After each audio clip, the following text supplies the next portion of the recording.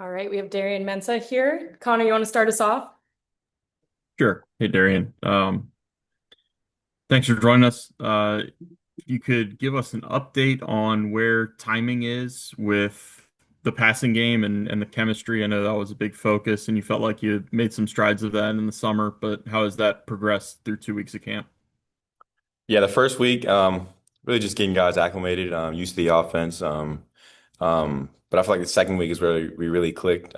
Coop and Drell had both had big weeks and really just came along. So I feel like the second week is where everything clicked for us, and now it's like we're rolling. So proud of the way those guys have brought themselves along.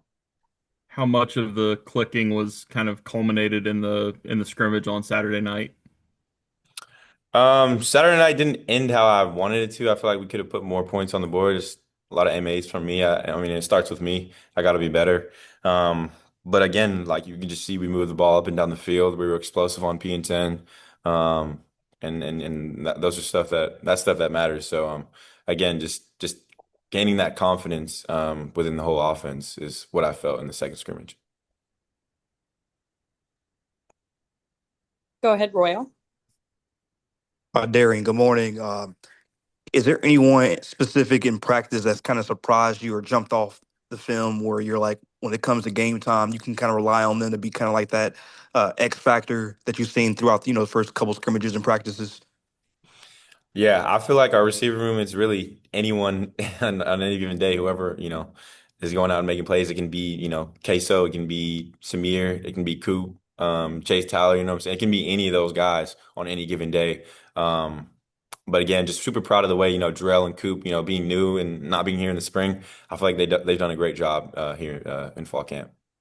To piggyback off that, what's been the biggest adjustment for you coming from Tulane, coming into the Manny Diaz system, whether it's just, just film study, learning, your cadences, route running from the receivers, the timing, the chemistry? What's been the biggest adjustment for you just kind of getting acclimated into the system under Manny Diaz?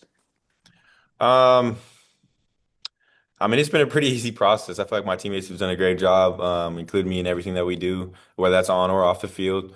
Um, football is football wherever you go. And so I feel like I haven't, nothing's been too hard.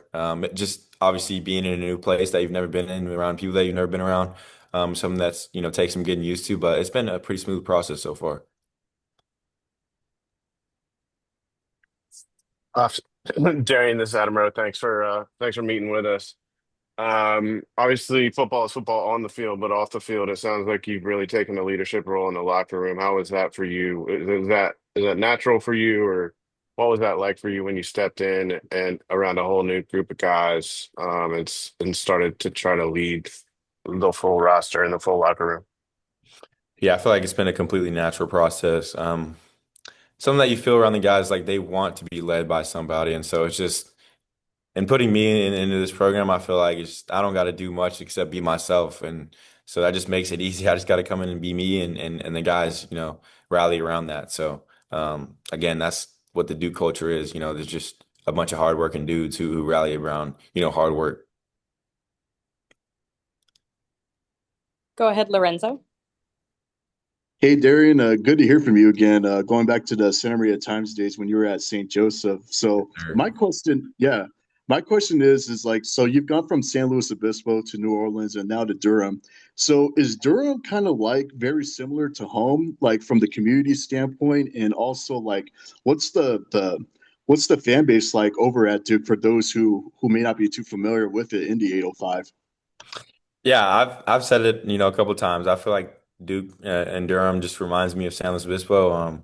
It's a laid back city. It's not overpopulated. A lot of stuff to do out here, and I just like being, I don't really like doing too much. You know what I'm saying? So I like just kicking it with my teammates and playing football. So, and Durham's the same thing. So I feel like that there's some similarities in that. But the Duke fan base is extremely supportive. I just can't wait to go out and play in front of them and see what it's really like in Wallace Wade.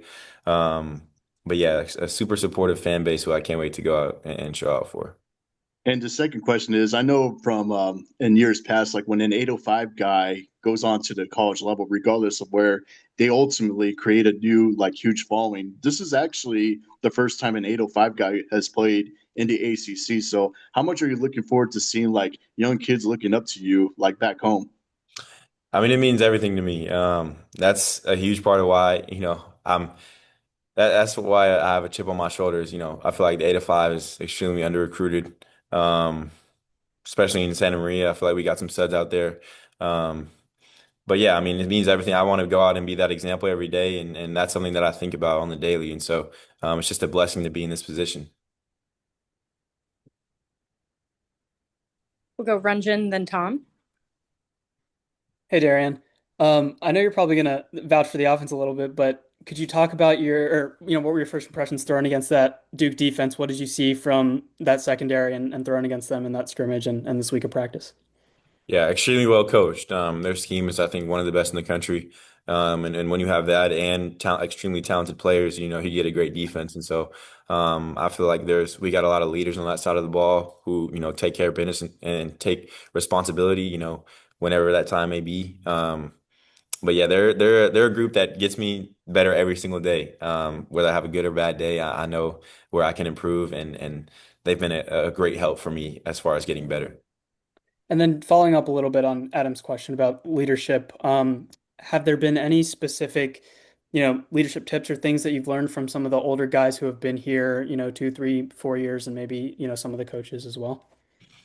Yeah, like I said earlier, I mean, these dudes rally around hard work. So if you're, in the facility all the time and really just busting your ass, the dudes see that and they'll respect, what you do and what you're doing. So that's really the biggest thing. I feel like Coach Feely has been an extremely important role for me. And as far as, letting me know that. And so I feel like all I got to that's what I do. I come in and work hard. So again, just being me.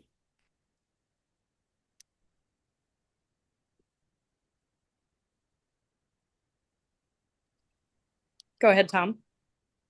Hey, Darian, Tom Shanahan. I have a kind of a lighter question for you. I want you to educate us older guys. Forever kids grew up thinking they could make money when they got to the NFL. And now things have changed so rapidly with NIL and revenue sharing. Can you kind of walk us through the surprise or the shock and when it set into you that, you could make money as a college athlete and good money? Yeah, it wasn't something that I was extremely focused on. Just as far as my path to where I'm at right now, I was a freshman sitting behind a senior. And so I wasn't really focused on making money. I was just trying to, get the starting job. And so really I never really realized, how blessed I am until um I hopped in the portal and I had a bunch of offers, which I never had again. But it was never really the main focus, and I kind of just realized that yeah, you can make a lot of money at this level. And then how do you keep your focus on football? Because it would be easy for a lot of kids to get distracted by the money. Yeah, I have a great team in Young Money who just keeps that side of things, and so I can focus on football as far as keeping the main thing. So yeah, my team. Thank you. Go ahead, Anna. Hi, Darian. I know you've been asked a lot about your transfer, but I wanted to ask you specifically about John Garrett and just how important his role was in your transfer to Duke and just your relationship with him. Yeah, he's a great dude. He and my mom, I feel like connected when I was on my official visit. And he's always been supportive. He's always, uplifting me. Um, and he's extremely smart too. So I admire him and I'm super thankful for him and what he's done for me and my family. But yeah, great dude. But I can't wait to go out and play this season. Any other questions for Darian? All right. Thanks, everyone. Thank you guys. Thank you.